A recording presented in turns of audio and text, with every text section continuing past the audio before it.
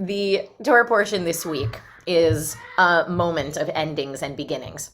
We're reading, as I said, the end of the book of Exodus, the last two parshiot of the book of Exodus, these sections in which God is giving the Torah to Moses, finishing the finishing touches on the construction of the building of the Mishkan.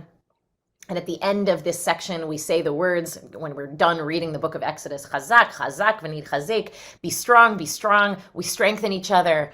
And then next week, we begin the book of Leviticus, in just the standard flow of the calendar. So that's one ending and beginning we're at. But also, we're entering the new month of Nisan. Next week is Rosh Chodesh Nisan. And so we're ending the month of Adar that we are in which Purim fell, with the energy of Purim and the zaniness of Purim, and welcoming in the new Hebrew month of Nisan, and of course the energy of Nisan, which is Passover energy, in the holiday of Passover. And so there's a special Torah reading that we do tomorrow morning. If you show up, you will hear it, in which we read from an earlier section of Exodus. And that's what I want to talk about tonight, because tomorrow Rabbi Stephen's going to do some learning on the actual Parsha on Vayakel. So tonight I want to focus on the lessons we draw in honor of Rosh Chodesh Nisan and the particular Torah reading we do for that. So here's how it begins. Vayomer Adonai el Moshe ve'Aaron ba'eretz Mitzrayim lemor. And God said to Moses and Aaron in the land of Egypt, saying, already, this is good. This is already good stuff. This month, HaChodesh hazeh lechem Rosh Chodeshim Rishonhu. This month for you is the beginning of the new month, and it is the first month of the year for you.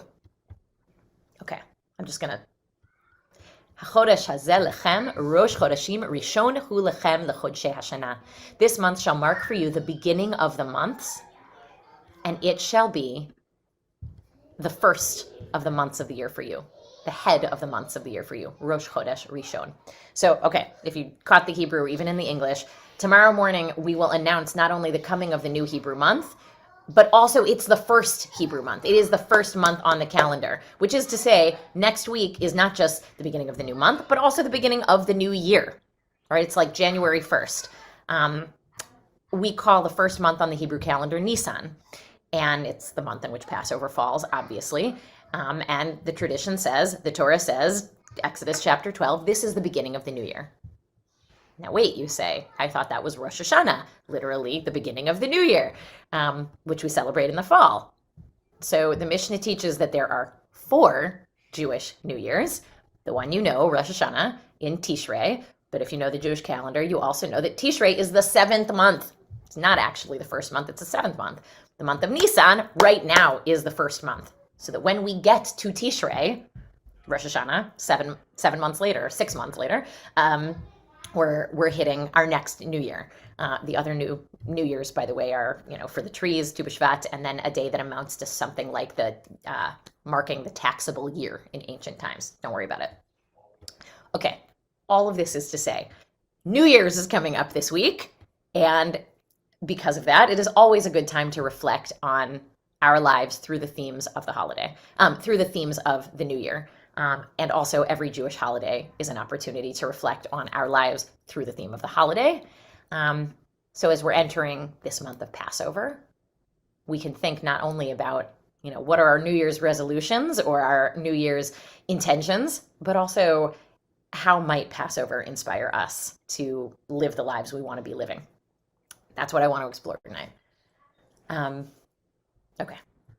So even in that very first line, Vayomer Adonai el Moshe ve'Aaron b'Mitzrayim lemor. God spoke to Moses and Aaron in Egypt. I am struck that even that first line holds a polarity. And that polarity is that God spoke to Moses and Aaron in Egypt about something that was going to be happening beyond Egypt, not in Egypt. In Egypt, but also profoundly, that line is introducing a set of ideas that is not about Egypt at all. So God is speaking to Moses and Aaron in Egypt saying, here's how you should celebrate Passover. This is why, of course, we read it now, because we're getting ready for Passover. We're getting our homes ready. We're getting our minds ready. We're getting our hearts ready. But here's how you celebrate Passover for the first Passover, God says to Moses and Aaron. You have the families in Egypt get a lamb, and then they slaughter it, and then they smear blood on the doorpost so that the angel of death, when the angel of death passes over, will know which houses were the houses of the Israelites. When you having dinner, wear sandals on your feet, have your staff in your hand, wear your travel clothes, because you're going to need to go. You're going to leave, right? Because on that night, the angel of death is going to mete out the last plague to the Egyptians. So that's the first Passover we get instructions for. But that little section also contains the instructions for future Passover commemorations that will specifically, deliberately not be celebrated in Egypt at all. And that includes no leavening in your houses for a week. Starting that night, on the night of the 14th of Nisan, no leaven in your house. Don't eat it, don't have it. Celebrate this holiday as a true holiday, the text says. No working. Everyone celebrates. Do this, chukat le'olam, for all time. And so to just put a finer point on it, the Israelites are avadim now, slaves. Right? And think about the song in the Seder, Avadim Hayinu, Hayinu. We were defined by avodah, work, also service. But avodah isn't inherently a bad thing. Avodah can be a good thing. Avodah can be a spiritual thing.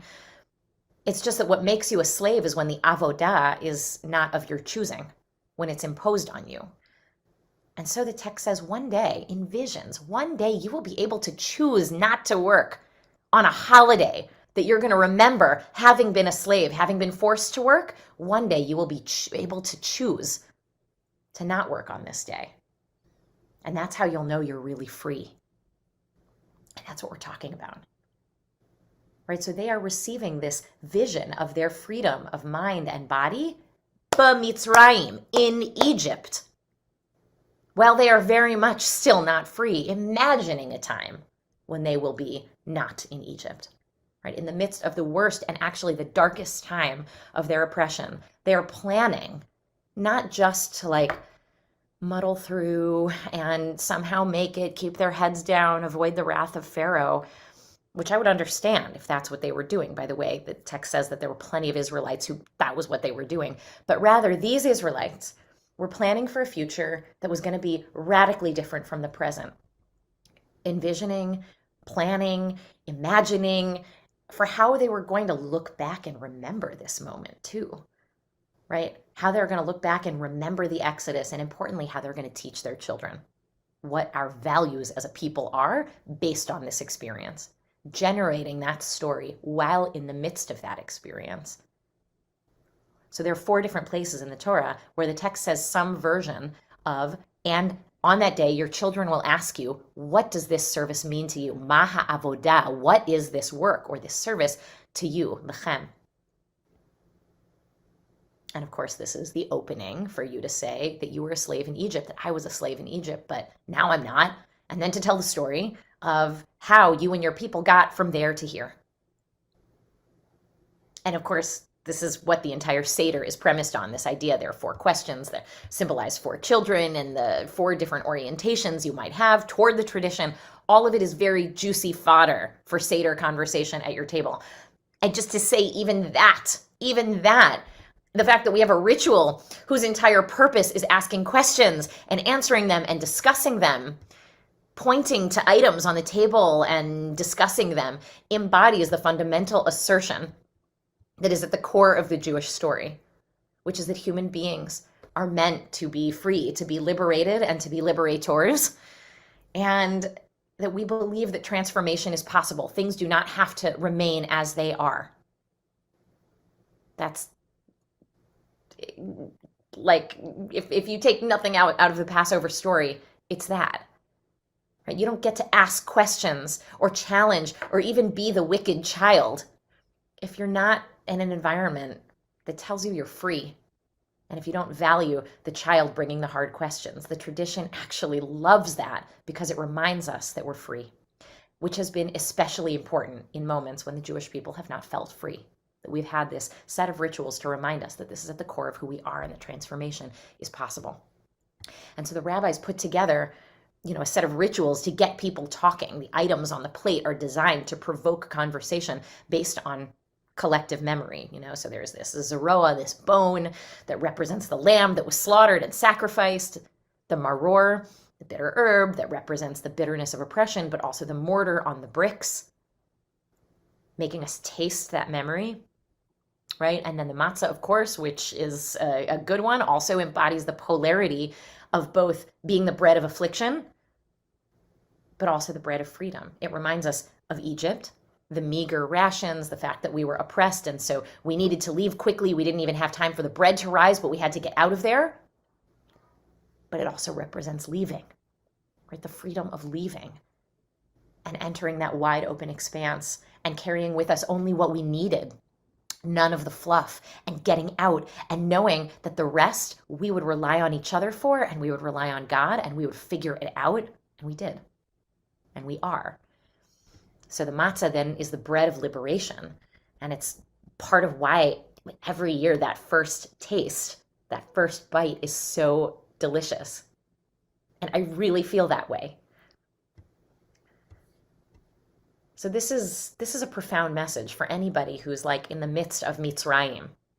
Whatever Mitzrayim is, depression or a job or romantic uncertainty, that place that you could be in the darkness of and think, I will never exit here. But instead, Passover consciousness is to have the insight and the faith that there will be a time when you're not there anymore, when you're not in Mitzrayim, when you are mentally healthy, have stable employment and money coming in, have companionship. You will get there.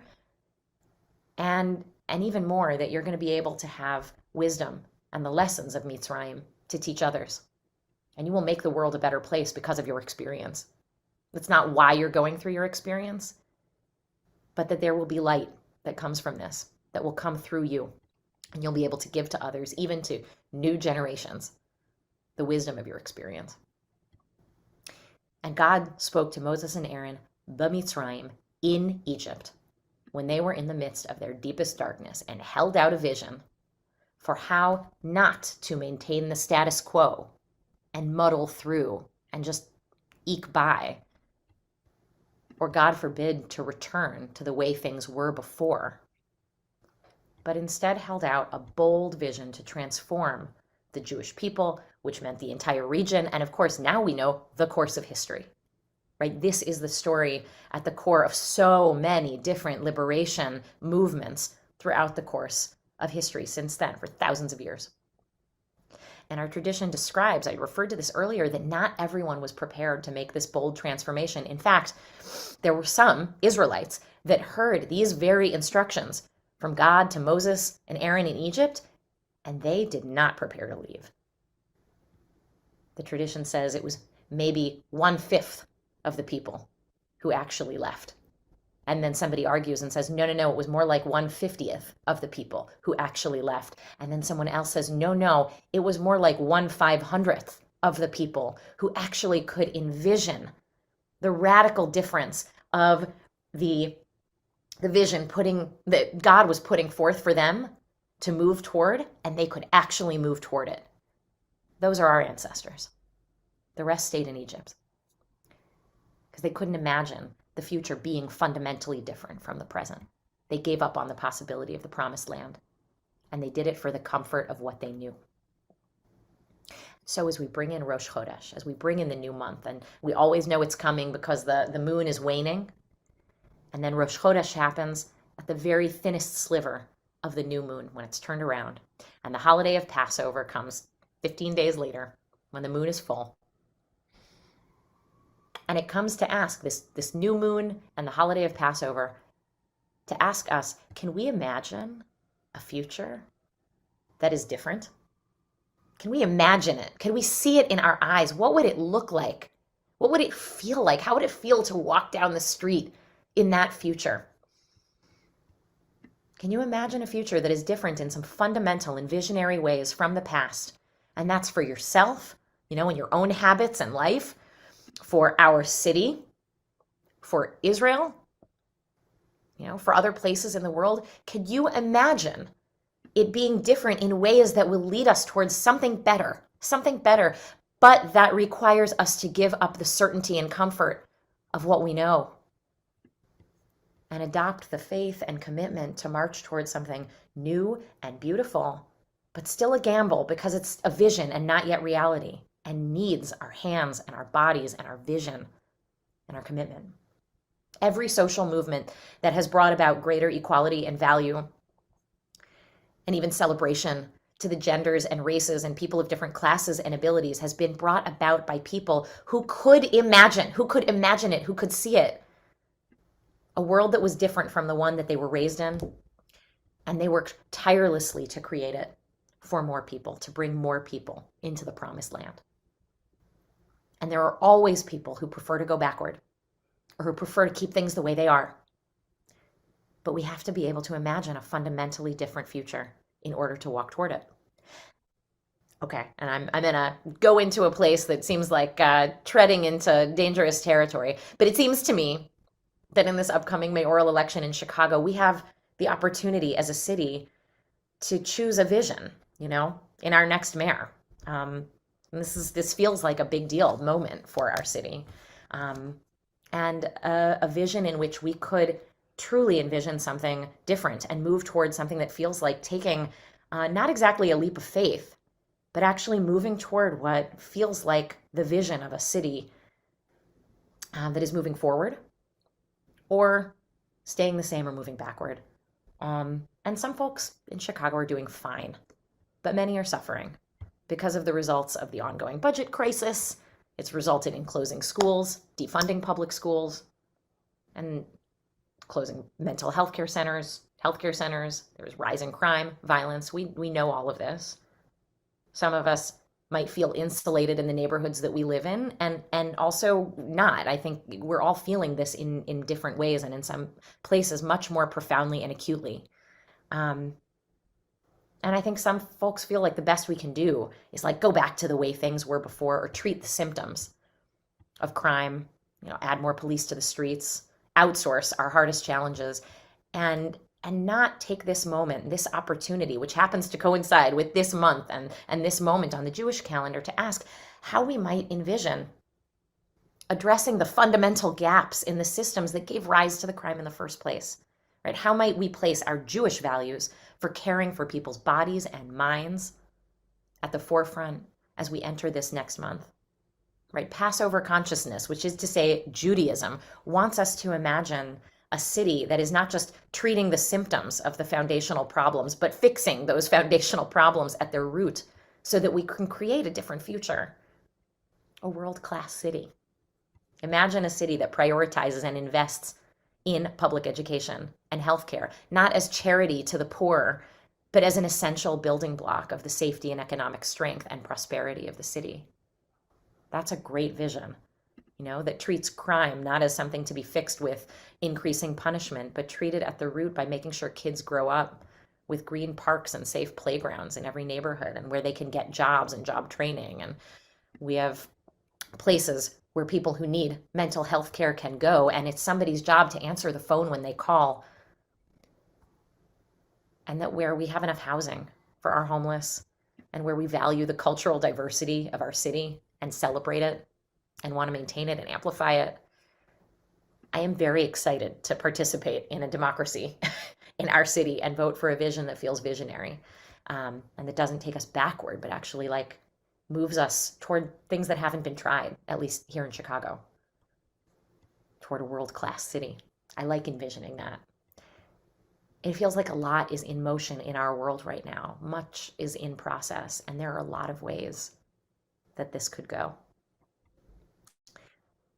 in a lot of places that we care about. So as we enter this new month, I want to invite us to embrace newness. Yes, there is a lamb shank and bitter herbs and matzah on the Seder plate, helping us remember the past. But there's also karpas, the green vegetable, or on my Seder plate, often a strawberry, fruit of the earth, symbolizing springtime, the emergence of new life, where there was once cold, hard earth, right? And symbolizing nourishment, where we thought we couldn't squeeze one more drop from the ground, symbolizing the possibility of something new bursting from just a little seed. But that seed needs to be watered and needs to be believed in order to flower. And so I want to bless us with Pesach mindset, Passover consciousness, to open ourselves to the seeds of those new visions for ourselves, for our city, for our world. That doesn't lock us into the patterns and habits and justifications and talking points and fears of the past, but that allow us to have the appetite for the journey together, and that we do it together. And we hold hands and walk, as Michael Walzer says, toward the promised land, toward a better, brighter future that we can only get to if we see it, if we imagine it, and aren't afraid to walk toward it.